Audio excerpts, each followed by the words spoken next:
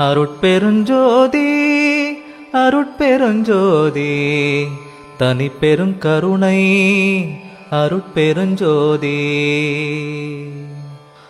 வணக்கம். வாடிய பயிரை கண்டபோதெல்லாம் வாடினேன் என்ற வரியை படித்தாலோ கேட்டாலோ நாம் எல்லோருடைய நினைவிற்கும் வருவது வள்ளலார் அவர்கள்.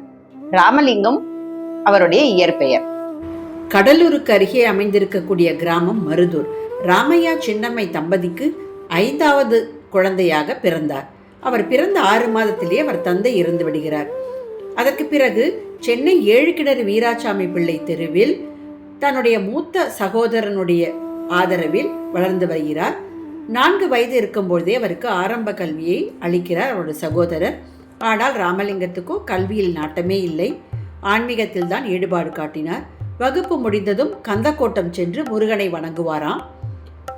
பாடல் பாடுவதையும் தியானம் செய்வதையுமே வழக்கமாக வைத்திருந்தார். எல்லாரையும் போல கற்றுக்கொள்ள வேண்டிய நிலையில் வள்ளலார் இல்லை. அவர் ஓதாது உணர்ந்தவர். இந்த பூமிக்கு வந்த அதிசய பிறவி என்பதை அண்ணனும் குடும்பத்தினரும் உணர்ந்து கொள்கிறார்கள். பிறகு 12 வயது முதல் அருள் வாழ்க்கையை தொடங்குகிறார். சென்னையிலிருந்து கடலூருக்கு சென்ற ராமலிங்க அடிகளார் சமரச சுத்த சன்மார்க்க சத்திய சங்கம் என்பதை தோற்றுவித்தார்.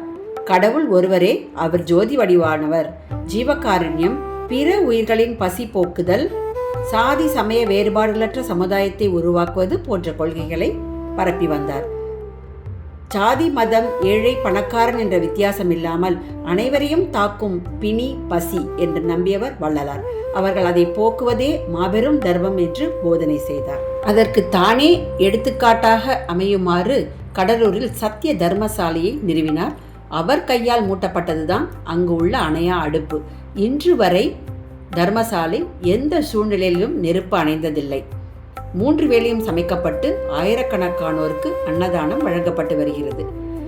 மிகச்சிறந்த யோகியான வள்ளலார் தன்னுடைய தலையாக கொள்கையாக கடைபிடித்து வந்த 2 வார்த்தைகளை மக்களுக்கு எப்பொழுதும் நினைவு கூறத்தக்க வகையில் மந்திரத்தை ஏற்றியுள்ளார். அது அருட்பெரும் ஜோதி, தனிப்பெரும் கருணை. அவர் பல தலங்களுக்கும் சென்று பாடிய 6000 பாடல்கள் 6 திருமுறைகளாக தொகுக்கப்பட்டு வந்திருக்கும் நூல்தான் திரு அருட்பா.